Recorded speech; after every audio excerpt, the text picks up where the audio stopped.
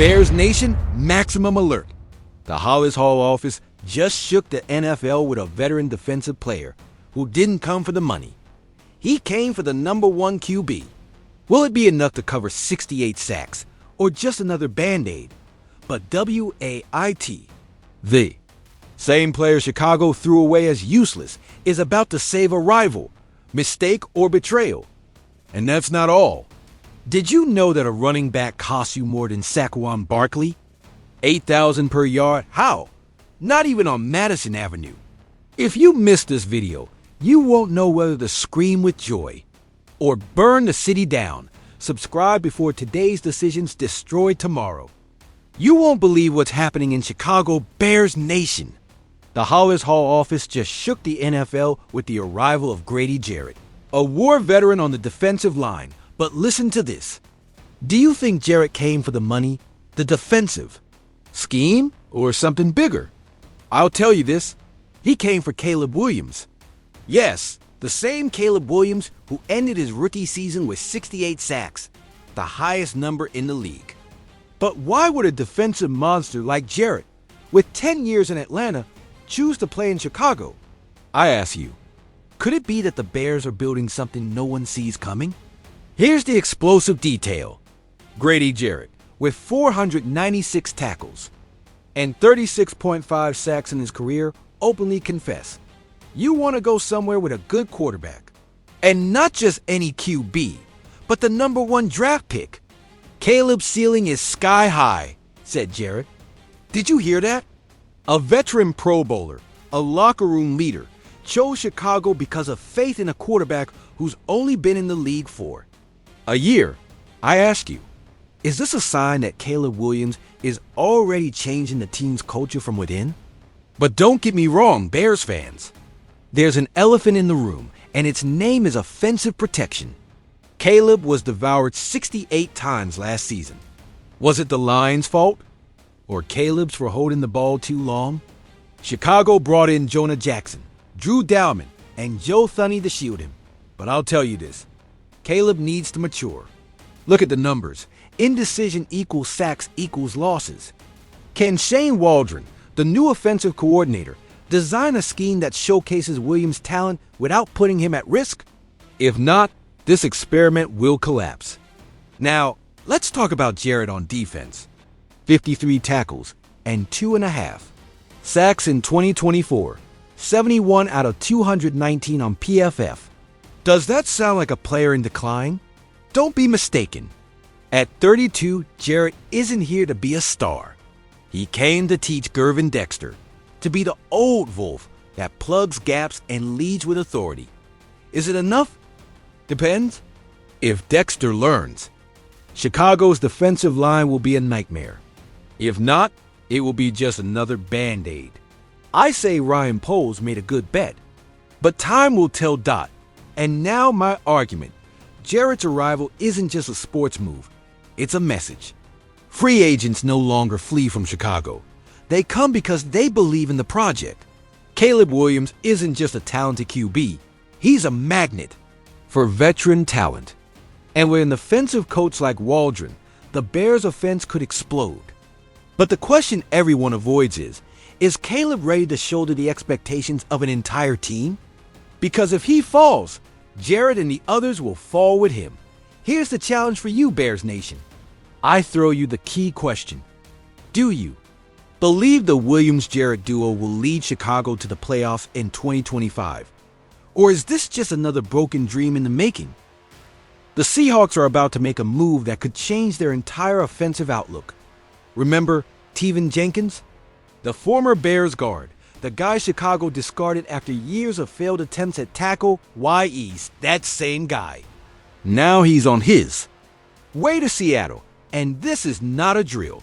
Stop everything and listen to this. Jenkins, with a PFF grade of 13 among guards in 2024, could be the piece that saves Geno Smith or Sam Howell from being crushed like bugs. But will it be enough? Here comes the reality check. Jenkins, a second-round pick in 2021, started his career as a failure at right tackle. His knees were made of glass, his games lost to injuries, and the Bears almost sent him into oblivion. What happened? They moved in the guard, and bam! They discovered a diamond in the rough.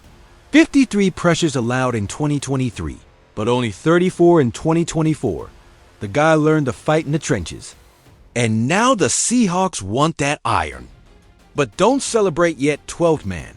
Seattle's offensive line in 2024 was an epic disaster. Charles Cross at tackles. But the interior, a sieve. Laken Tomlinson left, and they only brought in Josh Jones, a backup tackle. They need warriors in the middle, and Jenkins.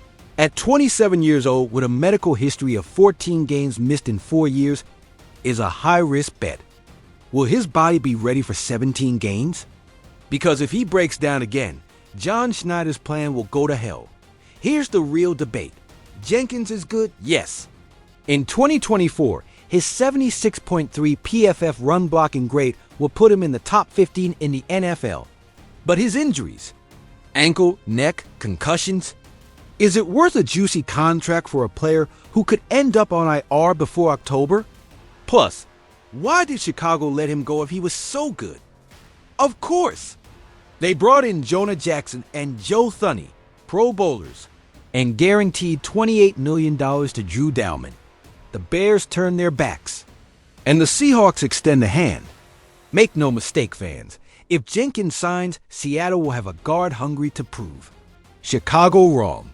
But if injuries resurface, it will be another sad chapter in the history of a line that has been bleeding for years. Is Jenkins the solution, or just an expensive patch? And now, the question everyone avoids. If Jenkins gets injured in training camp, what does Ben Johnson do? Because his plan B is who? A third-round rookie, a retired veteran. Roar, 12th man. Do you trust Jenkins will hold up, or is this another recipe for disaster? Leave your opinion in the comments. Do you think Teven Jenkins will lead Seattle back to offensive line glory, or will he be another name on the IR list? The topic is clear. D'Andre Swift is jamming this franchise, and nobody wants to talk about IT. Ben Johnson, the new coach, says Swift is an explosive athlete. He can ignite our offense.